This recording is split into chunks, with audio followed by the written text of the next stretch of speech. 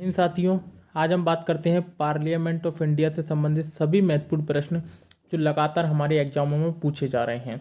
बहुत ही विस्तार से चर्चा करेंगे जिससे कि हमारा एक भी प्रश्न पेपर में गलत ना हो। दोस्तों सीधे टॉपिक पे चलते हैं।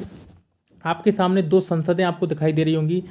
एक ये जो हमारी पुरानी संसद है, ये जो हमारी भविष्य की संसद है। दोनों से प्रश्न पूछे जाने की संभावना है दोस्तों। तो पहले पुरानी संसद के बारे में चलते हैं। इसका जो निर्माण हुआ था वो 1927 में इसका निर्माण हुआ था, लॉर्ड इरविन के शासनकाल में। लॉर्ड इरविन उस टाइम पे हमारे भारत के गवर्नर जनरल थे। और इसका जो निर्माण, जो डिजाइन तैयार किया गया था वो किया गया था एडवर्ड लुटियंस द्वारा। एडवर्ड लुटियंस द्वारा इसका डिजाइन तैयार किया गया था। एडवर्ड लुटियंस द्वारा इसका डिजाइन तैयार किया गया था। तो ये तीन प्रश्न हैं जो आपके पास पूछे जा सकते हैं आपसे कि इसका निर्माण कब हुआ था। तो 1927 में किसके शासनकाल में? लॉर्ड इरविन के शासनकाल में। और एडवर्ड लुटियंस ने इसका डिजाइन तैयार किया था तथा निर्माण किया गया था। अब दोस्तों हम बात करते हैं अपनी नवीन संसद को लेकर। तो दोस्तों ये जो है 2022 में इसका उद्घाटन किया जाएगा। और इसका जो निर्माण किया जा रहा है वो टाटा प्रोजेक्ट लिमिटेड के द्वारा इसका निर्माण किया जा रहा है। टाटा प्रोजेक्ट लिमिटेड के द्वारा इसका निर्माण किया जा रहा है। 971 करोड़ की लागत से इसका निर्माण किया जा रहा है। सर्वथा युक्त मतलब सुविधा युक्त संसद है ये, जिसमें 888 मेंबर लोकसभा के व 326 मेंबर राज्यसभा के बैठ सकेंगे। तो फुल सुविधा युक्त है।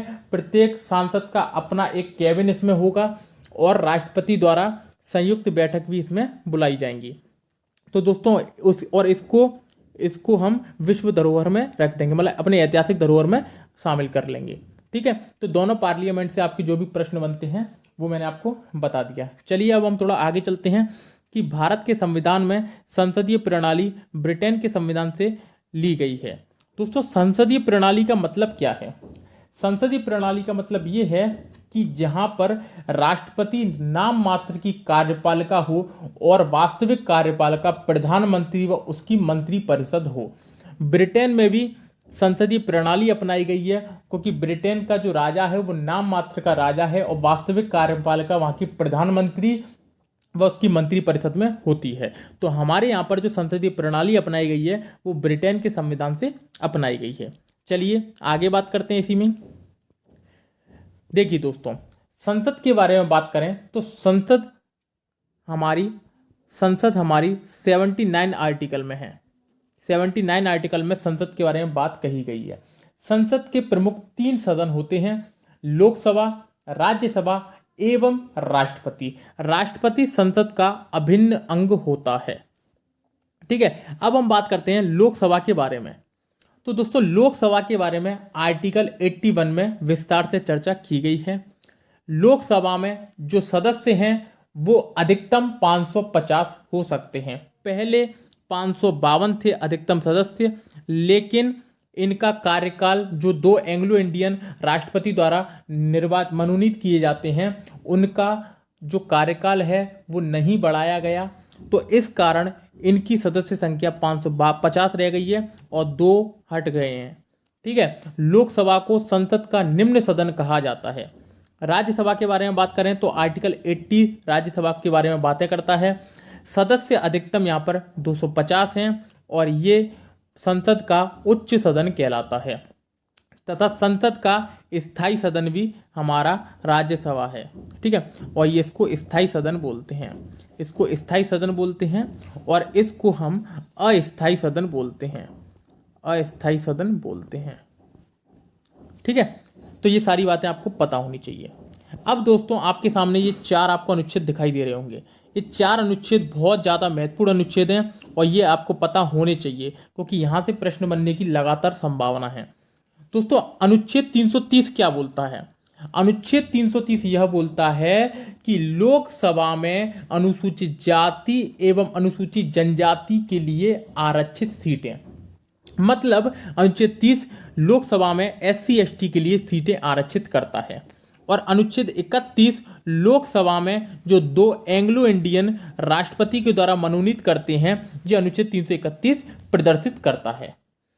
दोनों बात समझ में आ रही हैं? अनुच्छेद 330 लोकसभा में SC ST के आरक्षण को दर्शाता है तथा अनुच्छेद 331 एंग्लो इंडियन लोकसभा में प्रदर्शित करता है। अनुच्छेद 332 राज्यों की विधानसभाओं में SC व ST के लिए आरक्षण के बारे में बात करता है। मतलब विधानसभाओं में जो SC ST की सीटें आरक्षित होती हैं वो अनुच्छेद 332 के अंतर्गत होती हैं तथा विधानसभा में जो एक एंग्लो इंडियन चुना जाता है राज्यपाल के द्वारा वो अनुच्छेद 333 के अंतर्गत बताया गया है। तो चारों प्रश्न आप समझ गए होंगे और ये अनुच्छेद जो है वो बहुत ही महत्वपूर्ण है। प्रेजेंट टाइम में हम लोकसभा के बारे में बात करें तो पहले हम थोड़ा सा आगे चलते हैं। लोकसभा के बारे में हम थोड़ा सा बातें करते हैं। लोकसभा आर्टिकल 81 में है और यह संसद का निम्न सदन होता है। लोकसभा के सदस्यों का कार्यकाल 5 वर्ष होता है और लोकसभा के सदस्यों का निर्वाचन जनता द्वारा प्रत्यक्ष रूप से किया जाता है। क्योंकि अपन को पता है कि लोकसभा के चुनाव होते हैं, ठीक है, और हम लोकसभा के चुनाव में हिस्सा लेते हैं तो जनता द्वारा प्रत्यक्ष रूप से अपने सांसद को चुना जाता है और वही लोकसभा में उनका प्रतिनिधित्व करता है। लोकसभा में अध्यक्ष और उपाध्यक्ष होते हैं जिनकी नियुक्ति लोकसभा के सदस्य करते हैं। दोस्तों, लोकसभा में एक अध्यक्ष होता है और एक उपाध्यक्ष होता है जिनकी नियुक्ति लोकसभा के सदस्य करते हैं और जो अध्यक्ष होता है वो लोकसभा सदस्य ही होता है। बात समझ में आ रही है? मतलब यह है कि यदि वो अपने लोकसभा सदस्य के पद से इस्तीफा दे देगा तो वो अपने आप ही अध्यक्ष पद से भी उसको इस्तीफा देना पड़ेगा। ठीक है, एक और चीज मैं आपको यहां पर बताऊं कि लोकसभा जब हमारी नवीन लोकसभा आती है प्रारंभ में तो हमारे अध्यक्ष और सदस्यों को शपथ दिलाने के लिए राष्ट्रपति द्वारा एक प्रोटेम स्पीकर को नियुक्त किया जाता है। प्रोटेम स्पीकर का काम क्या होता है कि अध्यक्ष पद की नियुक्त करना तथा सदस्यों को शपथ दिलाना। तो ये सारी कार्रवाई रहती है हमारे प्रोटेम स्पीकर की। ठीक है, तो अगला क्या बोल रहा है, लोकसभा के अध्यक्ष ही राष्ट्रपति द्वारा बुलाए गए सत्र की अध्यक्षता करता है। दोस्तों, जब संसद का पहला सत्र चालू होता है, लोकसभा जैसी हमारी नवीन गठित होती है चुनावों के बाद, तो राष्ट्रपति सत्र को आयोजित करता है, राष्ट्रपति सत्र को संबोधित करता है। और जब हमारे यहाँ पर लोकसभा के 3 सत्र होते हैं, मतलब हमारे यहाँ पर संसद के 3 सत्र होते हैं, एक बजट सत्र, एक मानसून सत्र और एक हमारा होता है शीतकालीन सत्र। इन तीनों सत्रों को आहूत करता है राष्ट्रपति, सत्रावसान करता है राष्ट्रपति, लेकिन इनकी अध्यक्षता करता है लोकसभा अध्यक्ष। मतलब जो सत्र बुलाने का अधिकार है, जो पावर है वो राष्ट्रपति के पास में है और उसकी जो अध्यक्षता करेगा वो हमारा लोकसभा अध्यक्ष करेगा। जब भी संयुक्त अधिवेशन आता है, आपने सुना होगा धन विधेयक या फिर जो भी धन विधेयक संबंधित, तो उसमें संयुक्त अधिवेशन के बारे में बात की गई है 108 आर्टिकल में। तो ऐसे उसमें जो अध्यक्षता करता है वो भी लोकसभा अध्यक्ष ही करता है। तो ये सारी बातें आपको पता होनी चाहिए। ठीक है दोस्तों, हम बात करते हैं इसकी योग्यता के बारे में। योग्यता है वह भारत का नागरिक हो, दूसरा वह 25 वर्ष की आयु पूरी कर चुका हो, इसके अलावा वह जो संसद तय करे, किसी भी प्रकार के लाभ के पद पर नहीं होना चाहिए। चलिए आगे समझते हैं। दोस्तों, पहला लोकसभा चुनाव कब हुआ था? तो दोस्तों, पहला लोकसभा चुनाव हुआ था 1951 तथा फरवरी 1952 के अंतर्गत। इतना लोकसभा चुनाव चला था। 1951 से फरवरी 1952 तक लोकसभा का चुनाव हुआ था और उस टाइम पर सदस्य संख्या थी 489 उस टाइम पर सदस्य संख्या थी, जो कि प्रेजेंट टाइम पर 543 है, जिसमें से जो हमारे 530 सदस्य हैं वो विभिन्न राज्यों की विधानसभा द्वारा चुने जाते हैं और तथा 20 जो चुने जाते हैं वो केंद्र शासित प्रदेशों के द्वारा चुने जाते हैं। ठीक है, क्यों? क्योंकि हमारे यहाँ पर जो लोकसभा की कुल सदस्यों की संख्या है वो है 550 थी, लेकिन अब हो गई है 552 थी, जो कि अब हो गई है 550, जिसमें से 530 विभिन्न राज्यों द्वारा चुने जाते हैं तथा 20 विभिन्न केंद्र शासित प्रदेशों द्वारा चुने जाते हैं। अब प्रश्न आता है कि 543 पे ही इलेक्शन क्यों होता है? वो दोस्तों इसलिए होता है क्योंकि जो 7 सीटें हैं क्योंकि जो 7 सीटें हैं वो पाक ऑक्युपाइड कश्मीर के लिए हैं। पाक ऑक्युपाइड कश्मीर के लिए 7 सीटें आरक्षित की गई हैं। जब भी वो हमारे अधिकार में आ जाएगा तो वो 7 सीटें भर जाएंगी। ठीक है, तो इसलिए हमारा चुनाव 543 सीटों पर किया जाता है। चलिए बात करते हैं, पहला लोकसभा चुनाव 1951-52 में हुआ था। उस टाइम पर सदस्यों की संख्या 489 थी। लोकसभा का गठन कब हुआ था? तो 17 अप्रैल 1952 को लोकसभा का गठन हुआ था। 17 अप्रैल 1952 को लोकसभा का गठन हुआ था तथा पहली लोकसभा बैठक जो हुई थी लोकसभा की वो 13 मई 1952 को पहली बैठक हुई थी लोकसभा की। बात समझ में आ रही है आपके? तो लोकसभा का गठन 17 अप्रैल 1952 को तथा पहली बैठक 13 मई 1952 को हुई थी। ये सारी बातें आपको पता होना चाहिए। चलिए आगे चलते हैं, राज्यसभा के बारे में अब हम जानते हैं। दोस्तों, राज्यसभा यह संसद का उच्च सदन है। ठीक है, व्यवहारिक तौर पर इसको उच्च सदन बोलते हैं, संविधान में ऐसा कुछ नहीं लिखा। सदस्यों का जो निर्वाचन है इसका, वो जो राज्यों की विधानसभा सदस्य हैं उनके द्वारा प्रत्यक्ष रूप से किया जाता है। मतलब राज्यसभा के सदस्यों का निर्वाचन अप्रत्यक्ष रूप से किया जाता है, किंतु ये राज्यों की जो विधानसभा सदस्य हैं उनके द्वारा प्रत्यक्ष रूप से इनको नियुक्त या फिर मनोनीत किया जाता है राज्यसभा सदस्यों को।